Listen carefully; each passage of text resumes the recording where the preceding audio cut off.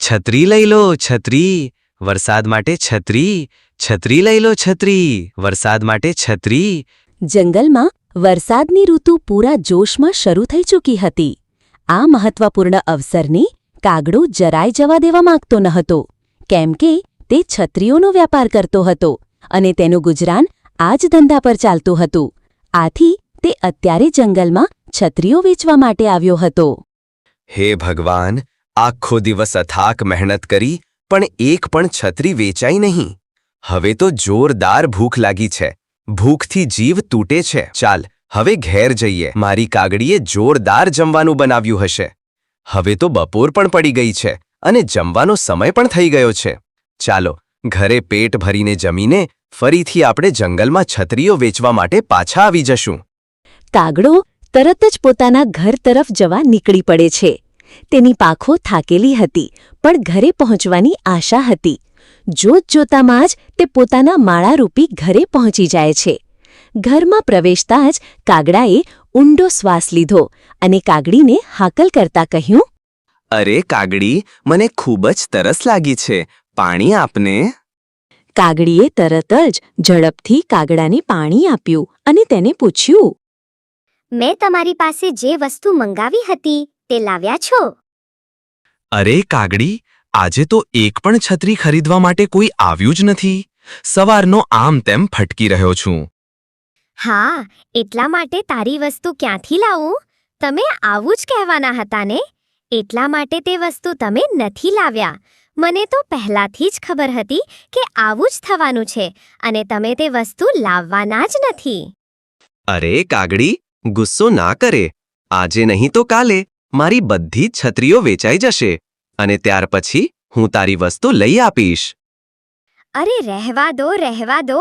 આવા ખોટા સપનાઓ ના દેખાડશો. હું તો કહું છું કે આ છત્રીનો વેપાર ન કરો. એના કરતાં ગરમા ગરમ ભજીયા, સ્વાદિષ્ટ વડાપાઉં, મસાલેદાર દાબેલી અને સમોસા જેવી ચટપટી વસ્તુઓ વેચો. જુઓ ને, મારો ભાઈ કાળિયો તે તો આ જ વસ્તુઓ વેચીને કેટલો અમીર બની ગયો છે. અરે કાગડી, મને ક્યાં રસોઈ બનાવતા આવડે છે? મને તો ફક્ત છત્રીઓ બનાવતા જ આવડે છે, એટલે જ હું તે વેચું છું. મહેરબાની કરીને ચાલ ને, હવે આપણે બંને પેટ ભરીને જમી લઈએ. જમી લીધા પછી તું પણ મારી સાથે છત્રીઓ વેચવા માટે આવજે. કદાચ તું સાથે હોય તો આપણી વધુ છત્રીઓ વેચાઈ જાય. હું તમારી સાથે છત્રીઓ વેચવા ક્યારેય નહીં આવું. અરે, હું જ્યારે મારા પપ્પા પાસે રહેતી હતી ત્યારે તો હું એક રાણીની જેમ જીવતી હતી અને અહીં તમારી પાસે આવીને તો હું સાવ નોકરાણી જેવી થઈ ગઈ છું. ઘરમાં તો પહેલાથી જ કામ હોય છે અને થોડાક આ રીતના નવરાશ મળે એટલે તમે આવો અને પછી કહો છો કે પછી મારી સાથે છત્રી વેચવા ચાલો. તમને આવું કહેતા શરમ નથી આવતી? તમને મારા ઉપર થોડી પણ દયા નથી આવતી? હા કાગડી, હું જાણું છું કે તું અહીં ખુશ નથી. તું અહીં આવી છે ત્યારના તારા સપના માત્ર સપના જ રહી ગયા છે. પરંતુ તું અહીં આવી છે એટલે તો હું તને આટલો બધો પ્રેમ કરું છું. તારા પ્રત્યેનો પ્રેમ જરાય ઓછો થયો નથી. હા, એટલા માટે જ મેં તમારી સાથે લગ્ન કર્યા છે. નહીંતર મારા લગ્ન તો એક અમીર પક્ષી જોડે થવાના હતા. પરંતુ તમે મને નાનપણથી જ પ્રેમ કરતા હતા. એટલા માટે મેં કશું વિચાર્યું નહીં અને તરત જ મેં મારા પપ્પા જોડે વાત કરી અને મારા પપ્પા પણ ખુશ થઈને તમારી પાસે લગ્ન કરાવી દીધા. મારા પપ્પાએ મારી ખુશીમાં એમની ખુશી જોઈ છે, એટલા માટે જ તમારી જોડે લગ્ન કરાવી દીધા છે. તું જરાય ચિંતા ન કર. એક દિવસ હું તારા બધા સપના પૂરા કરીશ અને તને પણ એક રાણીની જેમ રાખીશ. કાગડાની દુઃખભરી વાત સાંભળીને કાગડીનું મન પીગળી ગયું. તેણે વિચાર્યું, આજે મારા કાગડાનો ખરાબ સમય ચાલી રહ્યો છે. જો આવા સમયે હું તેને મદદ ન કરું તો મારા જીવનનો શું અર્થ? તે જાણતી હતી કે મુશ્કેલીના સમયમાં એકબીજાને સમજવા અને સાથ આપવો ખૂબ જરૂરી છે. આ કપરી ઘડીએ એકબીજાનો ટેકો જ સૌથી મોટો આધાર છે. કાગડી બધો વિચારીને બોલી, મને તારા ઉપર પૂરો વિશ્વાસ છે. ચાલો હવે આપણે બંને શાંતિથી જમી લઈએ. પછી આપણે બંને સાથે મળીને છત્રીઓ વેચવા નીકળીશું. કાગડીની વાત સાંભળીને કાગડો પણ હિંમતવાન બન્યો. કદાચ આને જ સાચો પ્રેમ કહેવાય જ્યાં દુઃખની ઘડીમાં એકબીજાનો આધાર બનવું અને પડખે ઊભા રહેવું પડે છે. કાગડીની હિંમત અને પ્રેમ જોઈને કાગડાને પણ નવી પ્રેરણા મળી. બંનેએ સાથે મળીને ભોજન કર્યું અને પછી હિંમતભેર પોતાની છત્રીઓ વેચવા માટે જંગલ તરફ પ્રયાણ કર્યું. તેમની આ યાત્રા માત્ર છત્રી વેચવાની ન હતી, પણ એકબીજાના સાથ અને વિશ્વાસની હતી, જે તેમને કોઈપણ મુશ્કેલીનો સામનો કરવા માટે શક્તિ આપતી હતી. છત્રી લઈ લો, છત્રી, વરસાદથી બચાવતી રંગબેરંગી છત્રીઓ. જુઓ, નવી, નક્કોર, મજબૂત છત્રીઓ. છત્રી લઈ લો, છત્રી. કાગડો અને કાગડી એકબીજાનો સાથ નિભાવીને જંગલમાં પૂરા ઉત્સાહથી છત્રીઓ વેચી રહ્યા હતા. તેમનો પરિશ્રમ અને એકતા સ્પષ્ટ દેખાતી હતી. બરાબર એ જ સમયે જંગલના બીજા છેડે બધા પક્ષીઓ એકઠા થઈને વરસાદની વાતોમાં મગ્ન હતા. કોઈ કહેતું હતું કે વરસાદ ક્યારે આવશે, તો કોઈ તેની તૈયારીઓ વિશે ચર્ચા કરતું હતું. એક તરફ મહેનતનું દ્રશ્ય હતું અને બીજી તરફ પ્રકૃતિના આગમનની આતુરતાભરી રાહ જોવાઈ રહી હતી. દોસ્તો, ચોમાસાની ઋતુ શરૂ થઈ ગઈ છે, પણ હજી સુધી આપણા જંગલમાં વરસાદનું એક ટીપું પણ નથી પડ્યું. દોસ્તો, આકાશ ભલે ઘેરાયેલું હોય, પણ ધરતી હજુય તરસથી સુકાઈ રહી છે. હા ચકલીબેન, જુઓ, આમ જ ચાલતું રહ્યું તો આપણે પાણીની ગંભીર સમસ્યાનો સામનો કરવો પડશે. આ વખતે ઉનાળામાં પણ આપણે પાણીની ખૂબ જ તંગીનો અનુભવ કર્યો હતો, કેમ કે આપણા જંગલમાં તો પહેલાથી જ પાણીની અછત છે. જો આ વખતે વરસાદ ન આવ્યો તો આપણે પાણી ક્યાંથી લાવીશું? અરે ઓ ઘુવડ, તને કંઈ ખબર છે કે આ વખતે આપણા જંગલમાં વરસાદ ક્યારે આવશે? અરે મીનુ માસી, મેં તો આપણા જંગલના સૌથી ઊંચા પહાડ ઉપર ચડીને પણ જોયું છે, પણ મને તો દૂર દૂર સુધી ક્યાંય એક પણ વરસાદી વાદળ દેખાતું નથી. ઘુવડના શબ્દોમાં સ્પષ્ટ હતાશા હતી, જાણે વરસાદની આશા પણ ક્યાંક દૂર ક્ષિતિજમાં ખોવાઈ ગઈ હોય. વાતાવરણમાં નિરાશાનો સૂર છવાઈ ગયો હતો. અને આ સમયે કાગડો અને કાગડી તે પણ હવે છત્રી વેચીને કંટાળ્યા હતા, અને તેઓ પણ હવે થાકી હારીને એક ઝાડ નીચે વિહામો કરવા માટે રોકાયા હતા. ત્યારે ચકલીબેન અને તેમના મિત્રો તે જગ્યાએથી પસાર થાય છે અને તેમની નજર કાગડા અને કાગડી ઉપર પડે છે, અને ત્યારે તે તરત જ ત્યાં આવી પહોંચે છે. ઓ કાગડાભાઈ, તમે આ શું વેચી રહ્યા છો? અને આ તો રંગબેરંગી અને ખૂબ જ સુંદર દેખાઈ રહ્યું છે. અરે વાહ ચકલીબેન, તમે બરાબર ઓળખ્યું. આ છે અમારી ખાસ વરસાદ રક્ષક છત્રીઓ. જોજો, આ છત્રીઓ ઓળશો એટલે વરસાદ તમને અડી પણ નહીં શકે. શું તમે પણ આ આશ્ચર્યજનક છત્રીને પોતાની બનાવવા માંગો છો? અરે હા કાગડાભાઈ, મારી તો આંખો જ આના પર અટકી ગઈ હતી.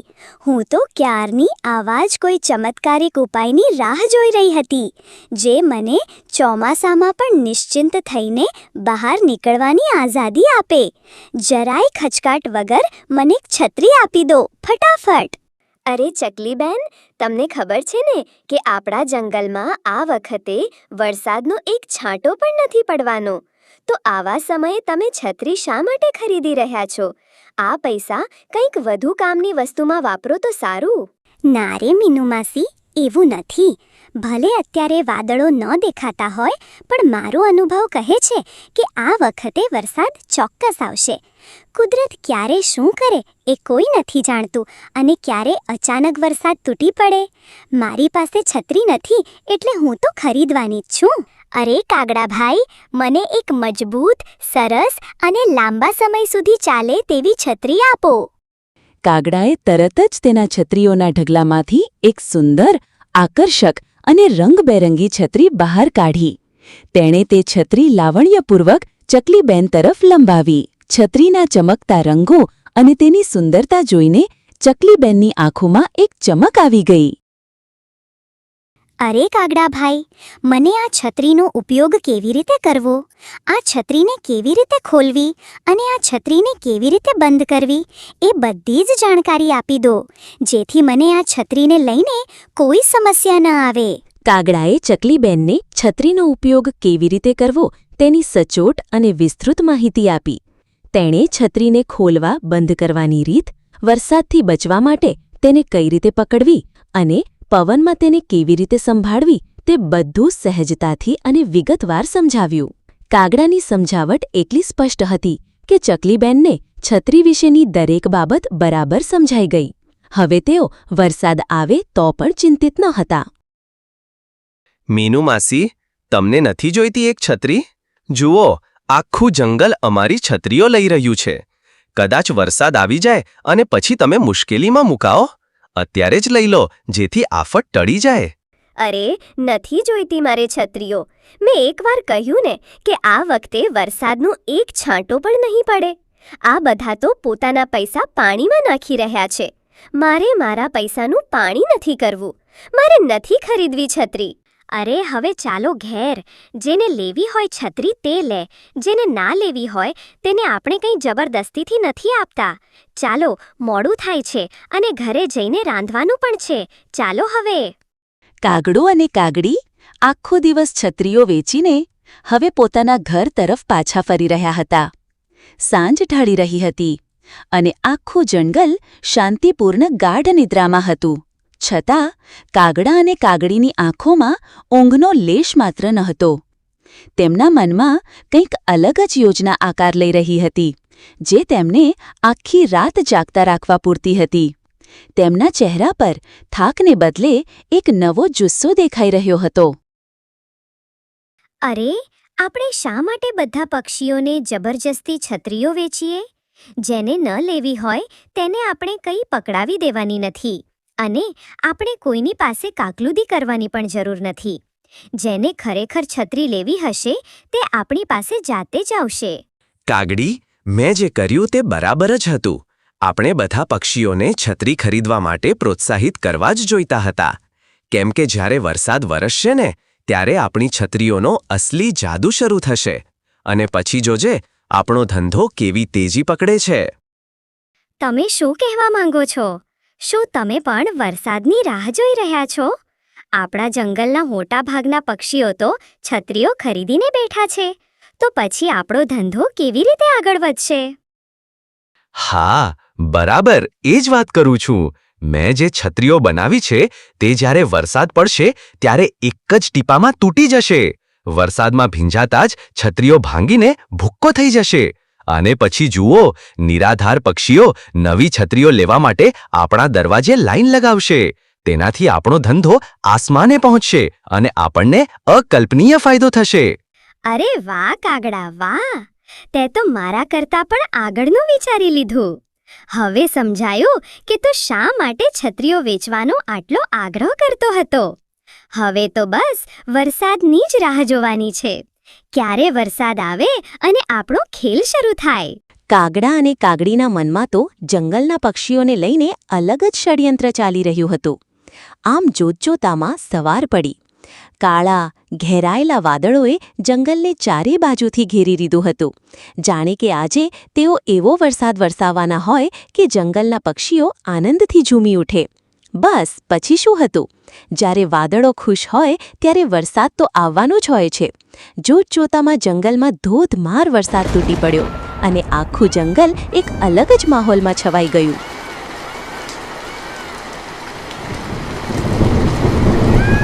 હે મમ્મી, વરસાદ આવી ગયો. વાહ, આપણા જંગલમાં વરસાદ આવી ગયો. તમે બંને ક્યાંય બહાર ના જતા, અહીંયા જ રહેજો. મેં તમારા માટે જમવાનું બનાવ્યું છે, તે જમી લેજો.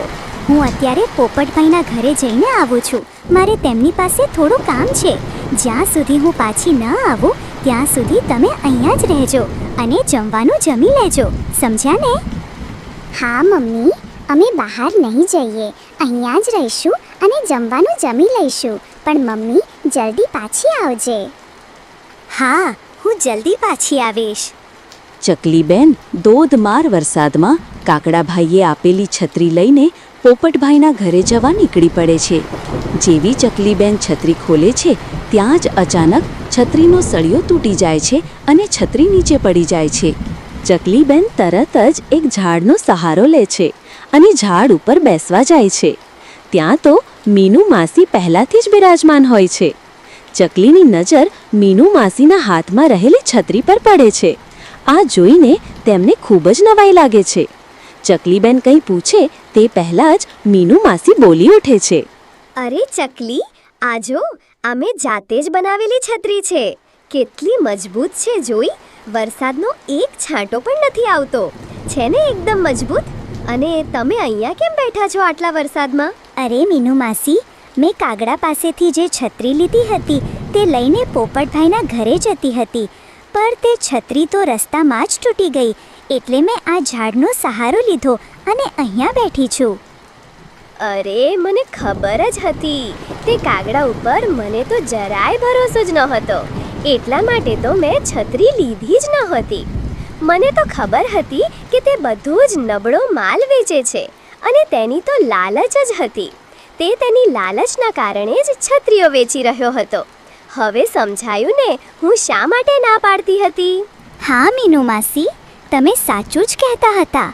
જો તે વખતે મેં તમારી વાત માની લીધી હોત તો મારે આજે આ દિવસ જોવાનો વારો ન આવોત. ભલે, હવે જે થયું તે થયું. ચાલ, મારી છત્રીમાં આવી જા. હું તને તારે જ્યાં જવું હોય ત્યાં લઈ જઈશ. મીનુ માસી તો ચકલીબેનને જ્યાં જવું હતું ત્યાં લઈ જાય છે. બીજી બાજુ કાગડો અને કાગડી પક્ષીઓની રાહ જોઈ રહ્યા હતા કે ક્યારે કોઈ તેમની લાલચમાં ફસાય, પરંતુ તેમની આશા ઠગારી નીવડી.